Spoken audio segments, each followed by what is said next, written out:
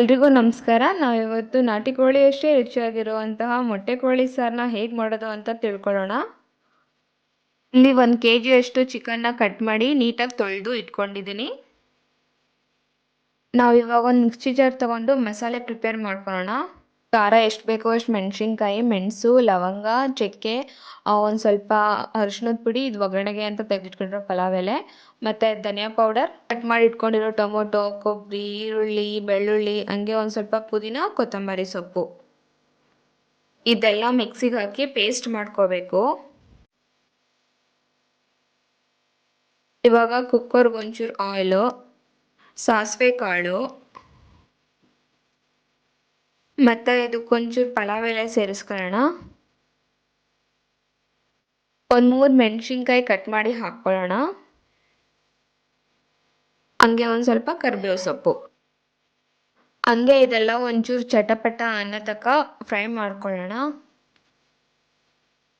ಇದಕ್ಕೆ ತೊಳೆದಿಟ್ಕೊಂಡಿದ್ದು chicken piece ಹಾಕ್ತಾ ಇದ್ದೀನಿ. ಹಂಗೆ ಇದಕ್ಕೊಂಚೂರು ಅರಿಶಿಣದ ಪುಡಿ,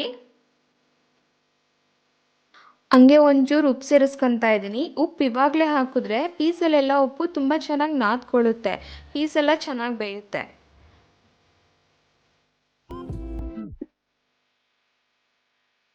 ಆಮೇಲೆ ಒಂದು 5ರಿಂದ 10 ನಿಮಿಷದ ತನಕ ಇದನ್ನೆಲ್ಲ ತುಂಬ ಚೆನ್ನಾಗಿ ಫ್ರೈ ಮಾಡ್ಕೋಬೇಕು.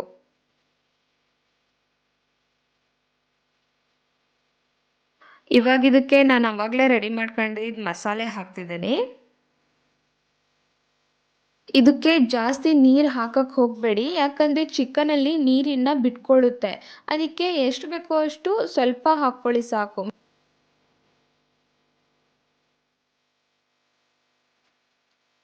ಇವಾಗ ಇದಕ್ಕೆ ಮೊಟ್ಟೆ ಹಾಕ್ತಾ ಇದ್ದೀನಿ. ಮೊಟ್ಟೆ ಮೊದಲೇ ಹಾಕಿದ್ರೆ ಫ್ರೈ ಮಾಡ್ಬೇಕಾರೆಲ್ಲ ಹೊಡೆದೋಗುತ್ತೆ, ಅದಕ್ಕೆ ಮಸಾಲೆ ಎಲ್ಲ ಹಾಕ್ಕೊಂಡಿದ್ದಾದ್ಮೇಲೆ ಮೊಟ್ಟೆ ಹಾಕೋಬೇಕು.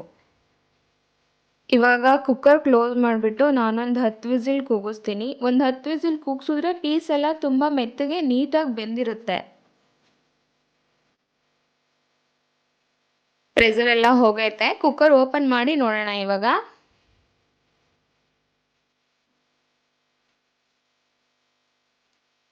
ಕುಕ್ಕರ್ ಓಪನ್ ಮಾಡಿದ್ದಾದ್ಮೇಲೆ ಒಂದು 5ರಿಂದ 10 ನಿಮಿಷ ಒಂದು ಸ್ವಲ್ಪ ಹೊತ್ತು ಸ್ಟವ್ ಮೇಲೆ ಬೇಯಕ್ಕೆ ಬಿಡಬೇಕು ಇದನ್ನ. ಆವಾಗ ತುಂಬ ಟೇಸ್ಟಿಯಾಗಿರುತ್ತದೆ, ತುಂಬ ಚೆನ್ನಾಗಿರುತ್ತೆ.